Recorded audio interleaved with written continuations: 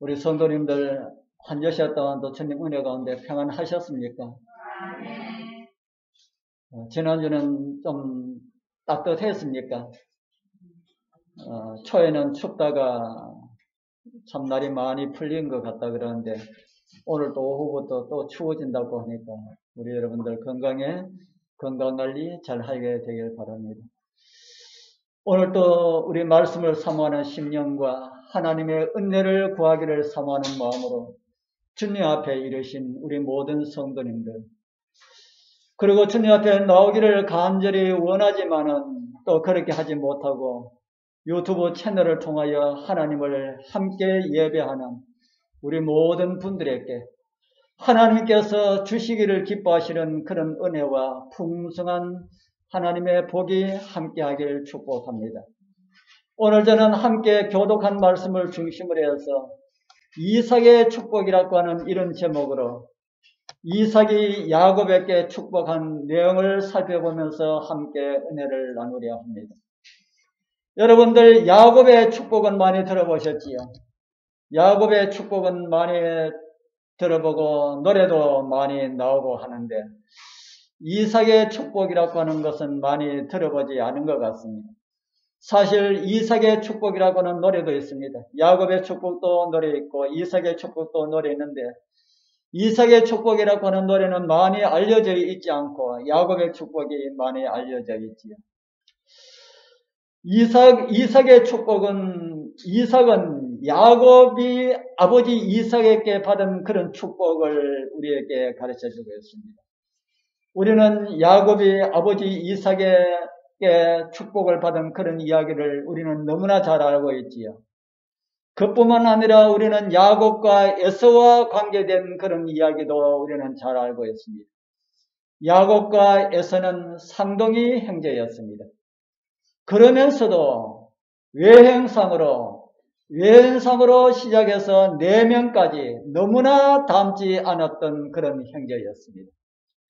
형 에서는 털이 많은 사람이었고 성격도 활발하고 사냥을 좋아하여서 오늘날 표현으로 하면은 사나이 중에 사나이였습니다. 그와 반면에 야곱은 어떠하였습니까? 성경에 자세하게 나오지 않았지만은 그의 피부는 형 에서와 다르게 매끈하고 부드럽고 여성스러운 이런 피부를 가지지 않았을까? 그리고 아마도 얼굴도 이쁘장하게 여성형으로 생기지 않았을까? 그렇게 짐작이 됩니다. 하는 일도 여성 같은 일을 좋아합니다. 형에서는 활을 메고 사냥하러 나간 사이에 야곱은 집에서 어머니를 도와서 집안일을 도왔고 부엌일도 도와준 것으로 성경은 기록을 하고 있습니다. 그러다 보니 아버지는 남자다운 에서에게 마음이 들어가 있었고 어머니는 좀 여성다운 기질이 있었지만은 조용하고 차분한 성격을 가진 야곱을 더 좋아하였습니다. 그러던 어느 날 어머니 리브가가 남편이 머물고 있는 곳을 지나다가 남편 이삭이 큰아들 에서에게 하는 말을 엿듣게 됩니다. 그 이야기가 창세기에 이렇게 기록되어 있습니다. 우리 같이 한번 읽어볼까요? 이삭이 시작.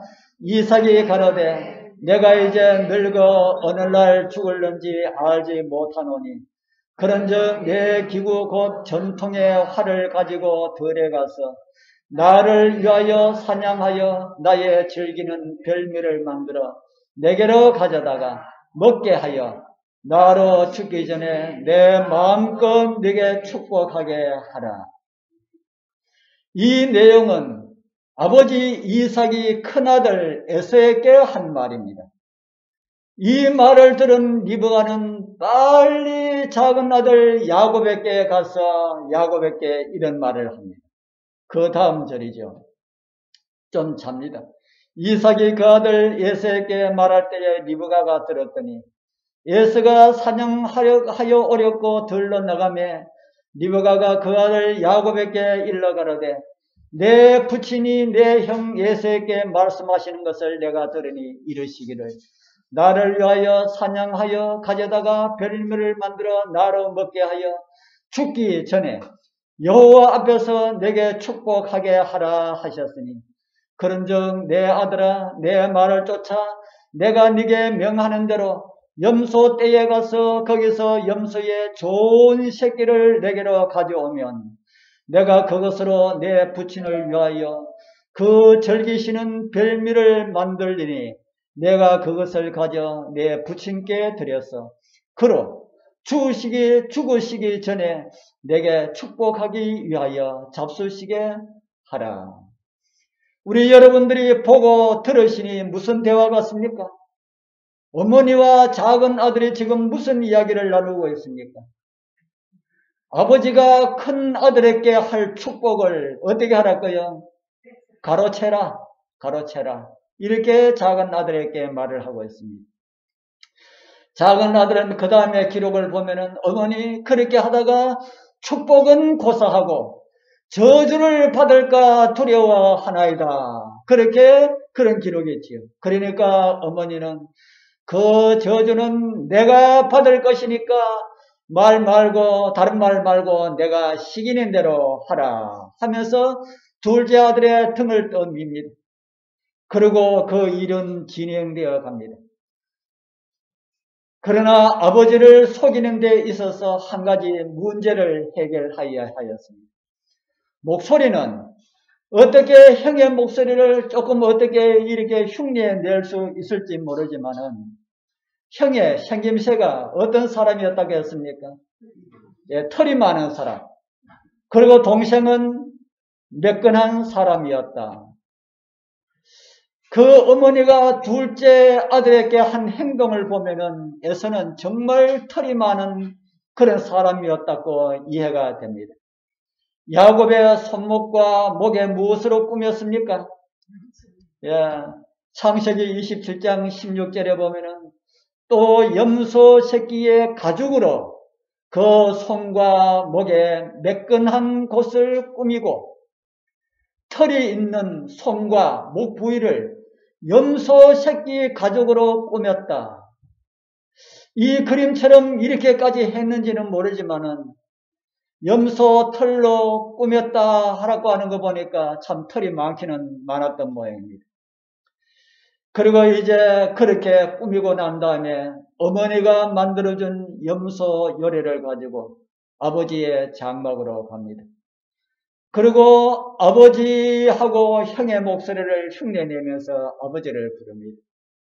아버지가 아들의 목소리, 아무리 형의 목소리를 흉내낸다고 했지만은 그거 분별하지 못하겠습니까? 그런데 이번에 아버지라고 부르는 목소리는 에서의 목소리 같으면서도 에서의 목소리가 아니고 야곱의 목소리 같으면서도 에서의 목소리 같고 이삭이 아마 혼란이 생긴지 모릅니다. 그래서 네가 누구냐 하고 이렇게 묻지요. 그러니까 야곱이 무슨 말을 합니까? 야곱이 아비에게 대답하되 이제 야곱의 거짓말이 시작됩니다. 나는 아버지의 맏아들 에서로소이다. 아버지께서 내게 명하신 대로 내가 하였사오니 청컨대 일어나 앉아서 내 사냥한 고기를 잡수시고 아버지의 마음껏 내게 축복하소서. 나는 누구라 그럽니까? 나는 아버지의 맏아들 에서입니다. 아버지께서 저에게 말씀하신 대로 제가 사냥하여 맛있는 요리를 만들어 왔으니 잡수시고 저에게 축복하여 주소서라고 하지요. 그러니 아버지가 무슨 말을 합니까? 그래 네가 어떻게 이리 빨리 사냥하였느냐 하니까 또 무슨 말을 합니까? 하나님께서 도와주시어서 빨리 잡았습니다. 그렇게 말을 합니다. 야곱이 지금 아버지의 축복을 받기 위하여서 거짓말 외에 또 어떤 죄를 짓고 있습니까? 아버지를 속이는 그런 거짓말 외에 또 무슨 말을 합니까? 누구를 이야기하면서 거짓말을 합니까? 하나님의 이름을 부르면서 거짓말을 하고 있습니다. 잘하는 행동이라고 생각하십니까? 우리 사랑하는 성도님들, 우리가 무심결에 부르는 하나님의 이름으로 인하여서 하나님께서 모독을 받으신다라는 이런 생각을 여러분들 해보셨습니까? 성경은 이런 말씀을 우리에게 주고 있습니다. 로마서 2장 24절 우리 같이 읽어보겠습니다. 기록된 바, 시작. 기록된 바와 같이 하나님의 이름이 너희로 인하여 이방인 중에서 모독을 받는도다. 물론 이 말씀은 바르지 못한 성도들의 삶을 통하여 받으시는 그런 모독이지만은 그 가운데 하나님을 믿는다고 하는 사람들의 입을 통해 이상하게 불려지는 그분의 성호를 인하여서도 받으시는 그런 모독도 포함됩니다. 하나님을 믿는다고 하는 많은 사람들이 야곱처럼 하나님의 이름을 걸고 거짓말을 하고 있습니다. 그러면서도 하나님께서 도와주실 것이라고 또 거짓말을 합니다. 우리 성도님들, 하나님의 이름을 부를 때에, 그 거룩한 성호를 부를 때에 생각 없이 부르는 잘못을 하지 말기를 바랍니다. 천사들도, 하늘의 천사들도 그분의 성호를 부를 때에는 얼굴을 가린다. 그렇게 성경은 우리에게 가르쳐주고 있습니다. 그런데 우리의 죄된 입술로 생각 없이 또는 농담 속에서 하나님이라고 하는 그 거룩한 이름을 함부로 부르는 그런 일들은 하지 말았으면 좋겠습니다. 그렇게 거짓말을 하는 야곱의 말을 들은 아버지 이삭이 이런 말을 합니다. 창세기 27장 1절 이삭이 야곱에게 이르되 내 아들아 가까이 오라. 내가 과연 내 아들 에서인지 아닌지 내가 너를 만지려 하노라. 무슨 말씀입니까? 야곱이 형의 음성처럼 꾸며내도 아들의 음성을 분별하지 못하겠는가? 야곱의 음성인데 큰아들 에서라고 하니까 그러면은 가까이 오너라. 내가 너를 만져봐야 되겠다 하는 겁니다. 눈은 보이지 않지만은 손으로 만져서 확인하겠다라는 그런 말이죠. 그리고 야곱은 아버지 가까이 가서 손을 내밉니다. 어떤 손입니까? 온통 염소 새끼 그 가죽으로 자신의 매끈한 손목을 형의 털손으로 꾸민 그 손입니다. 그 손을 만져본 아버지 이삭이 무슨 말을 합니까?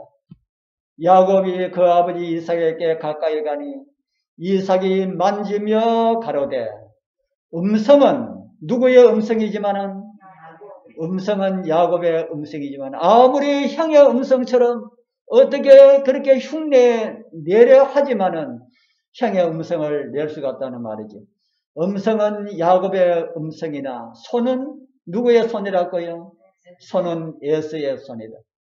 우리 여러분들 털이 아무리 많은 사람이라 할지라도 사람의 손과 염소의 털을 분별할 수 없다고 보십니까?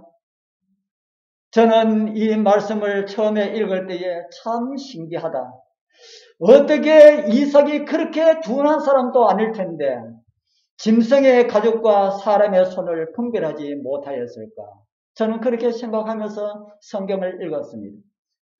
물론 감각이 둔하여서 손으로 만져가지고 잘 분별하지 못하시는 분들도 있습니다. 그러나 만져서 확인하겠다고 하는 이삭의 경우는 그렇지 않을 것이라는 그런 생각이 듭니다. 그런데도 누가 속아 넘어갔습니까? 누가 속아 넘어갔습니까? 이삭이 속아 넘어갔다. 속은 것일까요? 속은 것처럼 했을까요? 속은 것일까요? 이삭이 속았을까요? 속은 것처럼 넘어갔을까요? 구약은 침묵을 하고 있습니다. 구약은 그 내용에 대해서 아주 잠잠하고 있습니다. 그런데 오늘 우리가 함께 교독한 히브리서에는 이런 정보를 우리에게 주고 있습니다. 히브리서 11장 20절 믿음으로 같이 한번 읽어보겠습니다. 믿음으로 시작.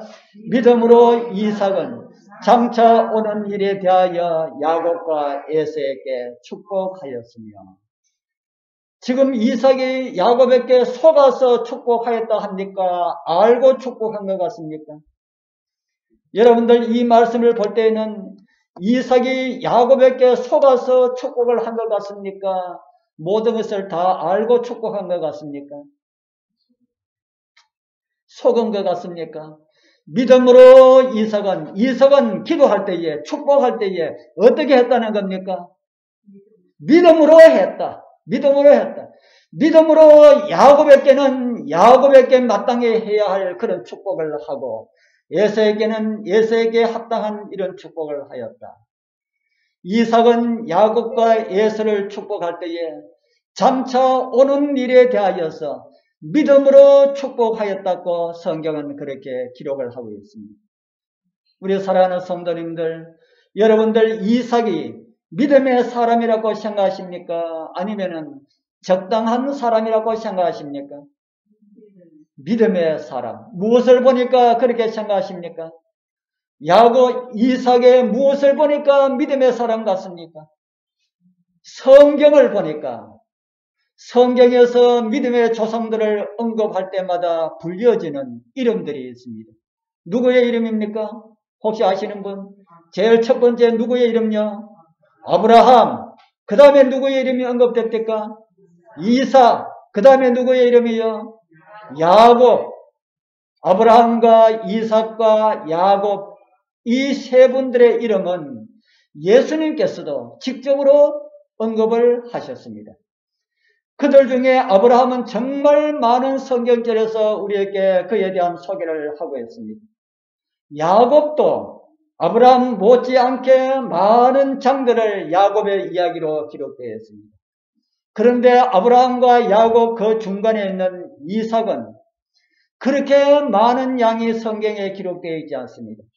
그런데도 믿음의 본을 끼친 조상으로 우리는 이야기할 수가 있을까? 이삭의 어떤 면이 본받을 수 있는 믿음의 모습이라고 여러분들 생각하십니까? 이삭의 어린 시절, 어쩌면은 청년기 시절에 모리아 산에서의 경험은 아마 이삭이 평생 잊지 못하였을 것입니다. 아마도 이삭이 그곳에서 자기가 싫어하였으면은, 하나님께 드려질 제물로 드려지는 것을 이삭이 싫어하였으면은 아브라함은 그 일을 성취시키지 못하였을 것입니다. 그 일은 이삭의 도움으로 이삭을 번제단 위에 올릴 수 있었을 것이라고 우리는 그렇게 생각을 합니다. 아버지 아브라함도 위대한 믿음의 본을 보여주고 있지만 그 아들 이삭도 만만치 않게 위대한 믿음을 우리에게 보여주고 있다. 그렇게 성경은 우리에게 가르쳐주고 있습니다. 그 후에 아버지 임종 후에도 아버지가 걸었던 비슷한 길을 걸으면서 특별히 눈에 띄는 성경의 내용은 이삭에게 있어서 특별한 내용은 우물 파는 이런 내용이 성경에 참 많이 등장하고 있습니다.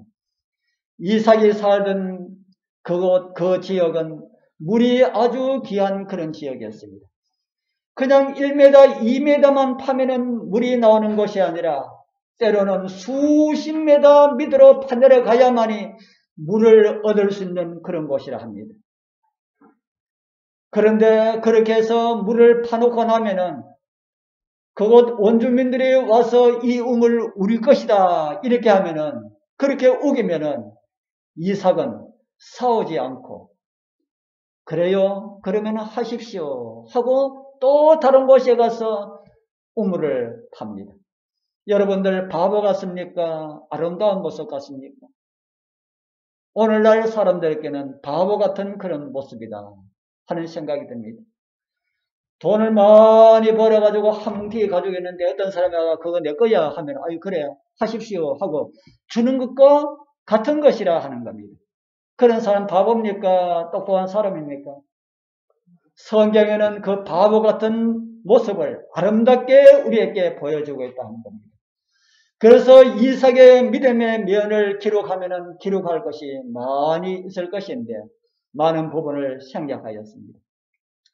그런데 히브리서 기자는 믿음의 조상들의 믿음을 열거하면서 이삭에 대하여서 히브리서에 기록하면서 모리아산의 경험도 기록하지 않고 우물에 관한 것도 한마디도 언급이 없이 무엇에 대한 기록을 우리에게 보여주고 있습니까?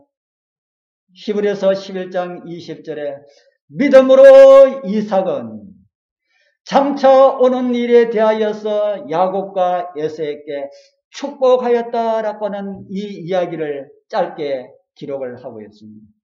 우리 여러분들은 이 말씀에서 어떤 것을 발견하셨습니까? 제가 이삭과 그 가정에서 일어나는 축복과 관련된 내용을 말씀을 드리는데 그 말씀을 들으시고 지금 이 말씀을 읽으시니 무엇인가 새로운 느낌 같은 아니면 의구심 같은 이런 것이 없습니까? 이삭이 야곱에게 축복할 때에 속고 에서인 줄 알고 했을까? 아니면 알고 믿음으로 자녀들의 장래에 대한 일들을 축복하였을까 하는 것입니다. 여러분들 어떻게 생각하셔도 상관이 없습니다. 저는 창세기를 읽으면서 어떻게 사람의 손과 짐승의 털로 씌운 손을 분별하지 못하였을까라는 의문을 가지고 있었다고 말씀을 드렸지요. 저는 그런 의문을 가지고 아주 오랜 시간 그 의문을 풀지 못한 채 신앙생활을 해봤습니다. 그럴 수 있겠지 뭐 그렇게 생각했습니다. 성경을 수십 번 통독하여도 여전히 그렇게 생각하면서 성경을 읽었습니다. 히브리서도 수십 번 읽었는데도 그럼에도 그렇게 생각하고 더 이상 생각하지 않았다 하는 겁니다. 정언의 말씀도 그렇게 말하고 있기 때문입니다. 그런데 최근에 히브리서를 읽으면서 이삭은 속아서 자녀들에게 잘못된 축복을 한 것이 아니라는 것을 깨닫게 되었습니다. 창세기를 읽을 때는 야곱이 속아서 에서에게 돌아갈 야곱이 아버지를 속여가지고 에서에게 돌아갈 축복을 야곱에게 한 것으로 나오고 있습니다. 더욱이 창세기는 이런 말씀을 우리에게 보여주고 있습니다. 이삭이 심히 크게 떨며 가로되 에서가 왔을 때에 에서에게 아버지여 저에게 축복하소서 네가 누구냐 예 저는 아버지의 맏아들 에서로소이다 라는 이런 말을 들었을 때에 이삭이 심히 크게 떨며 가로되 이렇게 말을 하고 있습니다. 왜 이삭이 심히 떨었을까요? 괘씸하게 둘째 아들이 기만으로 큰 아들의 축복을 가로챈 사실로 인하여서 떨었을까? 물론 그런 면도 있을 수도 있습니다. 그런데 정언의 말씀에 보면은 이런 말씀이 있습니다. 그러나 그의 목적이 좌절되고 그가 방지하려고 결심하였던 바로 그 일에 실현된 것은 하나님의 섭리였다는 확신이 그에게 번개처럼 떠올랐다. 그때까지 이삭은 자기 마음대로 생각하고 자기 마음대로 행동하였다 하는 겁니다. 그런데 비록 둘째 아들이 속임수를 가지고 섰다 할지라도 이 모든 일들이 이루어진 것은 다 하나님의 섭리 중에 이루어진 것이라는 확신을 하게 되었다. 창세기와 정언의 말씀, 그러한 기록을 두고 있어도 히브리서의 기록을 토대로 생각을 해본다면 이삭이 야곱에게 축복한 것은 큰아들 에서에게 한 것이 아니라 작은 아들 야곱에게 한 것이다. 비록 에서입니다 이렇게 왔지만은 에서에게 손을 얹는 것처럼 그렇게 보였지만은 큰아들 에서에게 축복한 것이 아니라 작은 아들 야곱에게 축복한 것이다 하는 것입니다. 정언의 말씀에 또 이런 말씀이 있습니다. 복음교육자 300페이지에 보면은 우리는 하나님께서 주시는 모든 빛을 보기 위하여 항상 깨어 있어서 진리의 아침빛을 보아야 한다. 그리고 많은 기도와 연구를 통하여서 그것을 다른 사람들에게 전할 수 있는 그 다음에 어떤 내용이 있습니까? 더 밝은 빛을 받게 될 것이다.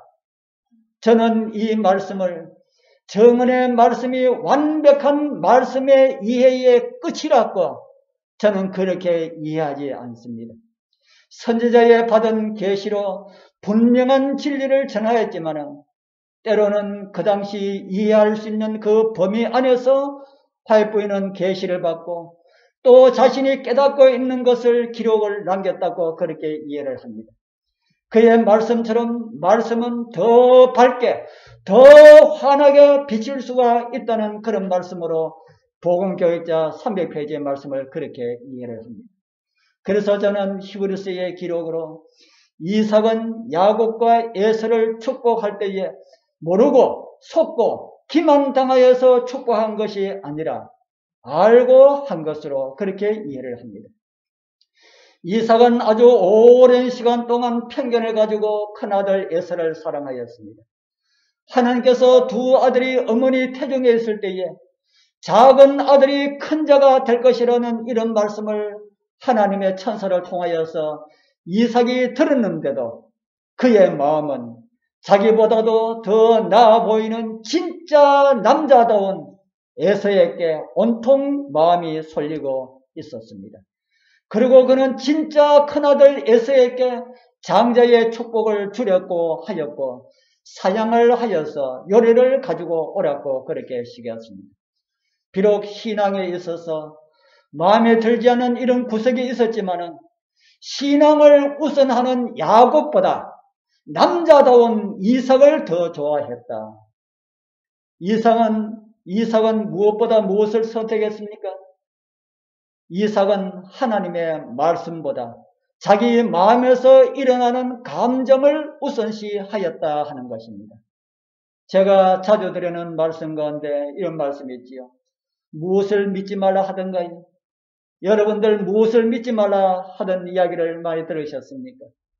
저는 자기 마음도 믿지 말라 합니다. 내 마음도 항상 거짓될 수가 있기 때문에 내 마음도 믿지 말아라. 그럼 우리는 무엇을 믿어야 합니까?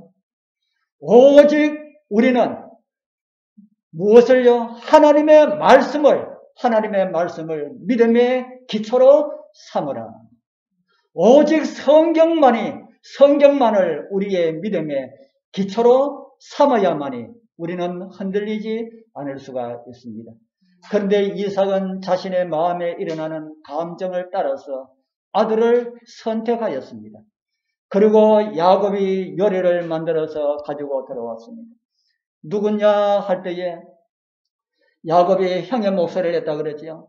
큰아들 에서입니다. 어떻게 이렇게 이야기했는지 모릅니다. 그렇게 할 때에 저는 요놈 야곱이구나 하는 것을 아버지 이삭이 느꼈을 것이라 생각합니다. 그리고 와서 손을 한번 만져보자 이럴 때 손을 만졌을 때에 야곱은 아버지 곁에 와서 손을 이렇게 내밀었을 때에 어떻게 아까 말씀드린 것처럼 사람의 손과 짐승의 가죽을 분간하지 못하였을까?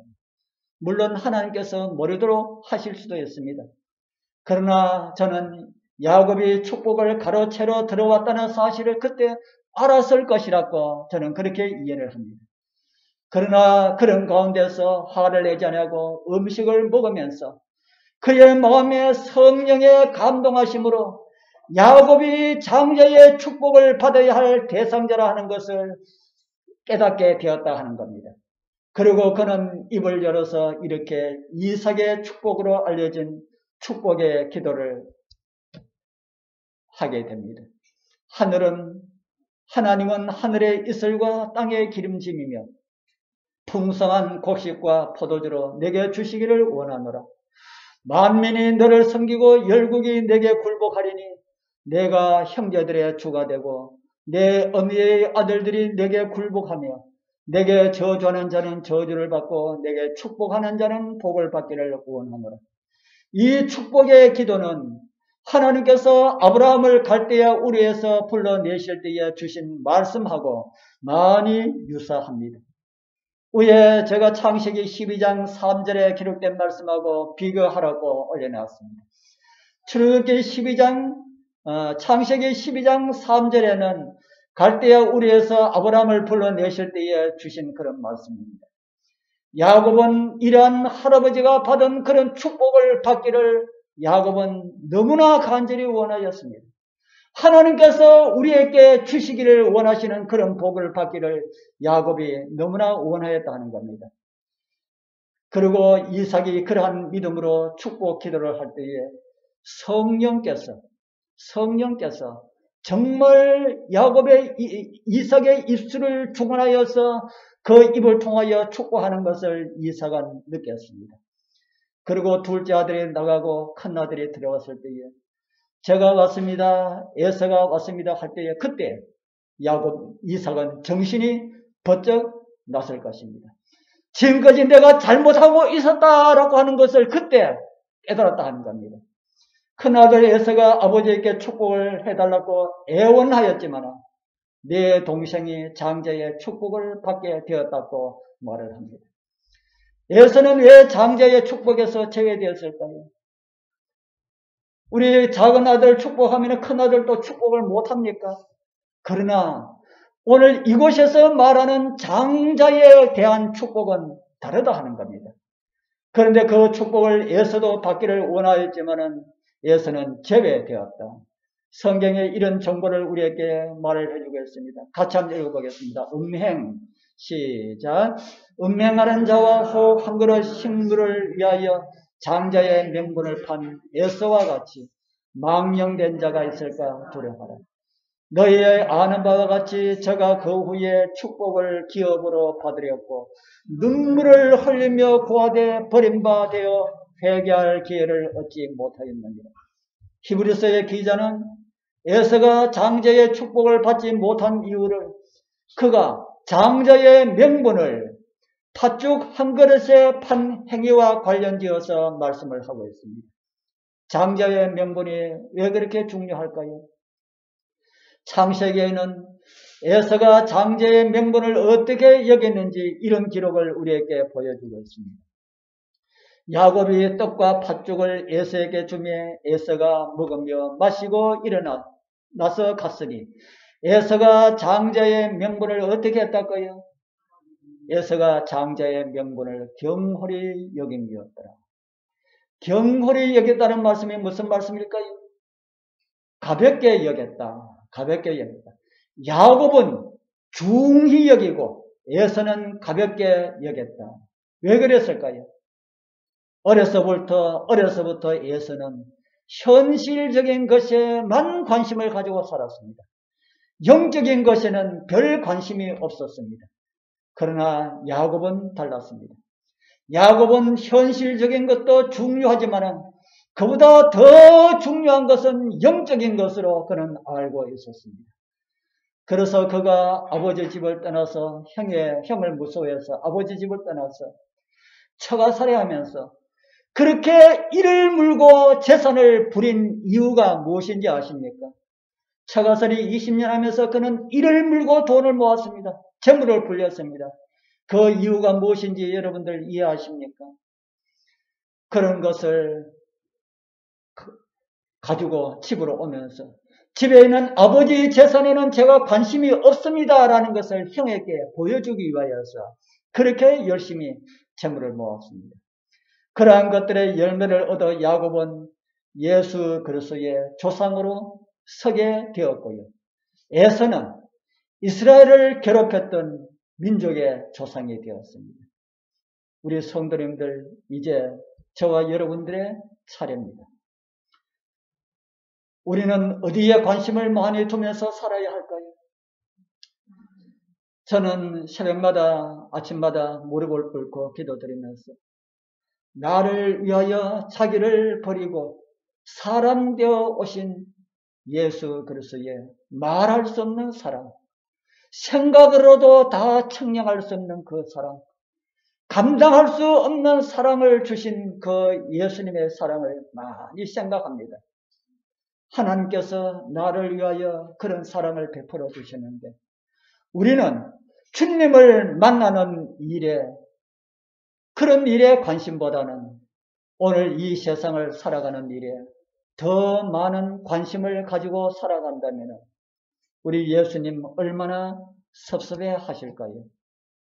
예수 그리스도께서는 십자가에 못 박힌 그 피 묻은 손으로 오늘 여러분들의 마음의 문을 두드리고 계십니다.